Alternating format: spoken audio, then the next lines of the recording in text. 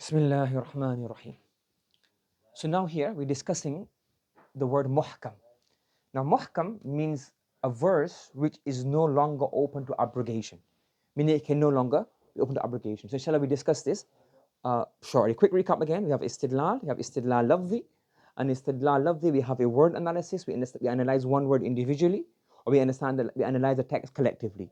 When we analyze the text as an individual word, we analyze the clarity and the usage. In terms of the clarity, you can have wadih or you can have ghayr wadih. Yes, wadih means what? It can either be the meaning of the word is known, and this can either be a mutlaq, there's no restrictions, no confinement, just that word on itself. And you can also have muqayyad. And muqayyad means what? There's a qayd, there's a sifa, an adjective, something added onto that text. Then we have an am. The meaning of the word is known, however, it applies to many units, many members, or to all the members, not just one member, unlike the khas. This can be ghayr maqsoos or this can be maqsoos. And then after that, we have ghayr wadih, words whose meaning are unclear. And here we have 5 words we use. We had khafi, we had mushtarak, we had mushkil, we had mujmal, we had mutashabih. We'll just leave this one this time because we've through it a few times. And then after that, we said here, we can look at the usage of the word. And the usage of the word, what do we have? We have either haqiqa or we have majaz. Haqiqa means the word is used literally, and majaz means the word is used metaphorically. Understood? Okay. And in terms of the text analysis, we analyze the text collectively. What's the purpose of the text? Is the meaning you understanding? Is it the purpose of the text, or is it just a meaning you understand without it being the purpose? If it's a meaning you understand without it being the objective of the text, that's called the zahir. If it's a meaning you understand when it's the purpose of the text, that's called the nas. In the aspect of the text, is it the foreground, ibaratun nas, or is it the background, isharatun nas? Something you understand obviously without any ijtihad, but just common sense, is called dalalatun nas. And something that has to be there, that is not mentioned, but if it's not assumed to be there, then the verse would not make sense. That's called iqtida'un nas. Understood? And now we're moving on to abrogation. Now, after we've established the meaning, we've established the usage, we understand the purpose of the text, the aspects of the text. What if this verse is no longer practiced? The Prophet ﷺ has abolished it, no longer there. For example, so in this aspect, if a verse is not open to abrogation, so abrogation means to remove, to delete a previous ruling, remove a previous ruling, nullify a previous ruling. It's called abrogation, nasakh. So if a verse is not open to abrogation, what's it called? Muhkam. What's it called? Ahkama yuhkimu ihkaman. And the meaning of this word is called muhkam. And we have 2 types of muhkam li ghayrihi and muhkam li dhatihi. And we discuss each one of these individually, inshallah. Okay? Now, if you look at this, what does ghayr mean? Li ghayrihi. Muhkam means not open to abrogation. And li, due, ghayr, external, other, external factors. So li ghayrihi, due to external factors. Okay? So basically here, you see almost all of the rulings that we have right now are muhkam li ghayrihi. For example, salah. Can the ruling of salah be abrogated?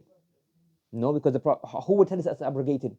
The only way we can know if something is abrogated is a ruling in the Quran, ruling in the hadith.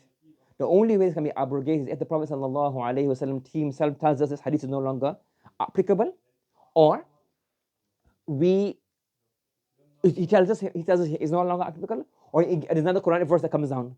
But because the Prophet ﷺ is no longer alive, so therefore whatever ruling he left us with, this is muhkam li ghayrihi. Because of li ghayrihi, i.e. the Prophet's demise, the Prophet's passing away, the Prophet's demise or passing, because of this, everything we have now is what? Muhkam. This is what the Prophet has. Like in terms of abrogation, it's no longer open to abrogation. Understood? Yes, you got it here. And the other type, for example, look here. Let's look at this verse. كُتِبَ عَلَيْكُمُ الصِّيَامُ كَمَا كُتِبَ عَلَى الَّذِينَ مِنْ قَبْلِكُم. Before we go on to this verse, another thing came to my mind. For example, the Prophet ﷺ said this here. He said, كُنْتُ نَحَيْتُكُمْ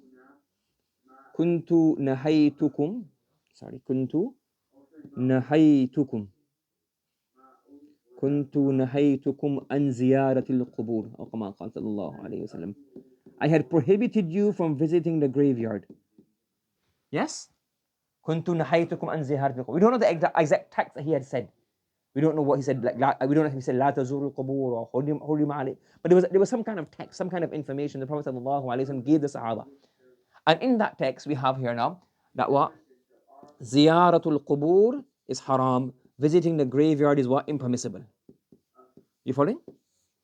Thereafter, the Prophet ﷺ said, this is now abrogated.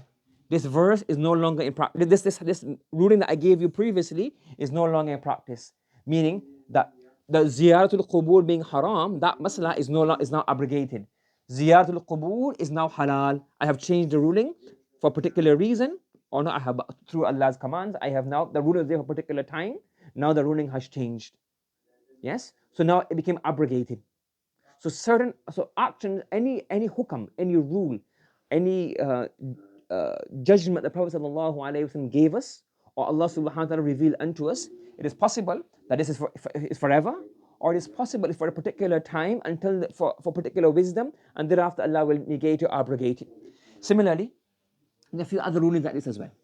So what do we know from this? That theoretically, any ruling the Prophet ﷺ relayed to us, whether it's via the Quran or whether it's via the Hadith, theoretically in the Prophet ﷺ's life, another verse could have been revealed saying this rule was for a particular time, now it's been abrogated. The Prophet ﷺ may have issued a ruling in his Hadith, and thereafter he said, no, this is no longer applicable, this rule is there for a particular time, now it's abrogated. However, when the Prophet ﷺ passed away and the ruling was still there, that means it's muhkam li ghayrihi. Because of the Prophet's demise, it will always remain as it was. It cannot be abrogated any further. So this verse we have here, Kutiba alaykumus siyam, fasting has been made compulsory upon you as it had been made up compulsory upon those before you. This was a verse that was revealed to establish the compulsion of fasting in the month of Ramadan. Some say it happened in the year 2 Hijri, and there's a bit of detail regarding that, but that's not our focal point here right now. In theory, during the Prophet ﷺ's time, it was possible that maybe Allah wanted to train the first believer. This rule is only for the Muhajirun and Ansar for a few years to train them. Once they get trained, Allah said, now this has been removed for you. Just like, for example, the Prophet ﷺ, the earlier companions, tahajjud was farz upon them. And Allah said, Al-ana khaffaf Allah. Allah has now, alima anna fiikum da'fa. That now you cannot maintain this, now it's no longer compulsory upon you. So it was possible. However, no such verses were revealed. The Prophet never gave such rulings. Now nobody can come and say, oh, this verse is now abrogated. Why? It's muhkam.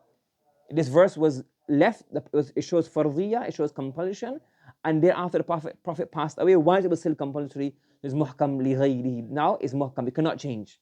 Theoretically, if the Prophet had given us another hadith, another verse, or another ayah, we could have changed. We could say, well, okay, it's mansukh, it's abrogated. But now nothing came, so now it's muhkam li ghayrihi. There is a muhkam li ghayrihi? Is that clear? Okay. And muhkam li dhati means li dhat, in itself, due to itself. That due to the structure of the sentence, the structure of the language, this verse itself is not open to abrogation. For example, one reason is it's not a hukam, it's not a ruling, it's an information. You can't abrogate information. For example, Allah says, لَقَدْ أَرْسَلْنَا نُوحًا إِلَىٰ قَوْمِهِ. Allah subhanahu wa ta'ala sent Nuh to his people. You can't say, oh, abrogated. Allah didn't send Nuh to his people. Sorry, that would be a lie. If you say to me, I did my homework, I said, when? It's oh, abrogated. I abrogated that. You can't abrogate a khabar, information. So obviously, any information that Allah has revealed, that this is, like for example, like this verse, it can't be abrogated. This is also muhkam li dhati, but it's not to do with fiqh, this information. I guess it just to do with fiqh, you can deny rules from this as well. But anyways, so this can't be abrogated, like, because it's khabar, it's information. Yes, that's obvious. The next one is really the ruling. But the ruling in itself has certain words which denote or point or hint to the fact that it is this ruling is forever. It will never change. For example, وَلَا تُصَلِّ عَلَىٰ أَحَدٍ مِّنْهُمْ مَاتَ أَبَدًا.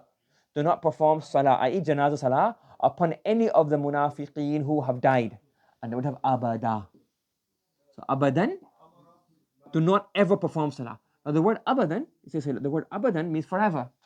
So even in the Prophet ﷺ's lifetime, this would not have been abrogated. Because why? Allah used the word abadan.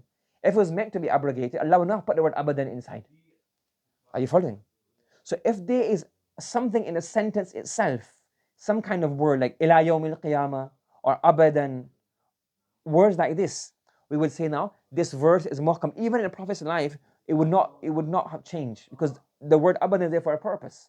So therefore, if you see anything contrary to this, we say no, that's, you have to understand it a bit more deeper. Do you understand? So the word abadan here implies that this verse is permanent. It's not going to change. It will remain as this forever. Understood? Are you following me?